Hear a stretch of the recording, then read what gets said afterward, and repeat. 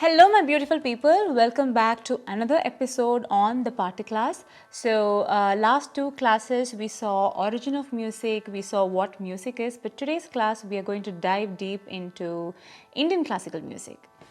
So according to the textbooks, they say that the origin of Indian classical music is from the Vedas. So, but I have a different opinion on that because the recent excavations from the Keeladi and many other excavation sites, they say that music can be older than that. But then according to textbooks, they say Vedas. So we have four types of Vedas, Rig, Yajur, Sama and Atharvana Veda, right? So of which Samaveda is one that has more of musical compositions and the knowledge about the Indian classical music can be found in Samavedas. That's what they say in the textbooks, but then we don't know. Nobody knows that because nothing has a recorded proof. So it could be the oldest form that we know is from the Samavedas, but I believe that Indian classical music can be older than that itself. Because if you analyze that technically, anything that has a complex structure or a complex grammar to it should have had a simplified form of it, right? So something should have originated in a simplified version and then moved on to a complex version, right? So in that perspective, I would say that music could possibly, Indian classical music could possibly be older than the Vedas itself.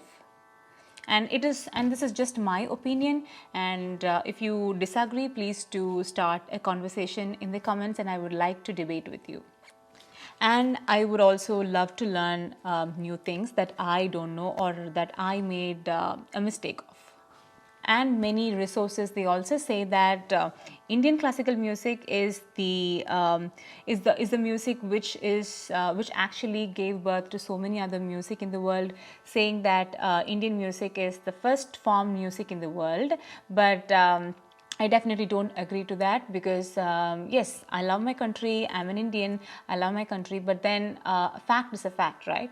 So that statement could not be true because this world is wide and huge and we have different types of people and different types of cultures and traditions.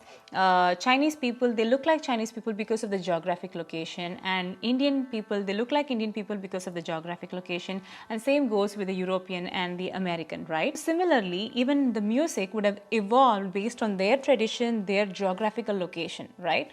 So it is definitely not okay to say that Indian classical music is the first form of music that actually was spread in the world. It could be possible, but then technically, in my opinion, I'm thinking music could have possibly originated in different parts of the world, and then one music could have possibly married another music and gave birth to something else. So this could have possibly happened. Everything evolved together, not just one place where we can say that okay, music evolved right here. And in the earlier episodes, we saw that music could be as old as 40,000 years ago. So the resources that I came across, they say that music could have, the more structured form of music could have evolved around 10,000 years ago. So let's leave world music right there and come back to Indian classical music. So if you see Indian classical music, we have the North India and the South India, right? So the Indian classical music is also divided into two types. One is Hindustani and the other one is Carnatic music. So the difference between Hindustani music and Carnatic music is it's quite similar. I mean, it's mostly similar, but then there are certain differentiations. Like to explain it in layman terms or beginner's terms, I would say if you see a Carnatic music concert, you would probably find a mridangam and a violin by default. If you're going to a Hindustani concert, you might find a tabla. So these are the common differences that you find between Hindustani and Carnatic music, but there is much more to it. So if you take Carnatic music and its origin, so they say Purandaradasar, who is the father of Carnatic music around 16th century, where he travelled across the lengths and breadths of the country to actually spread Carnatic music. So he actually compiled and composed and made it into a structure and made few lessons so that people can learn Carnatic music. He was actually the first person to create a framework for Carnatic music.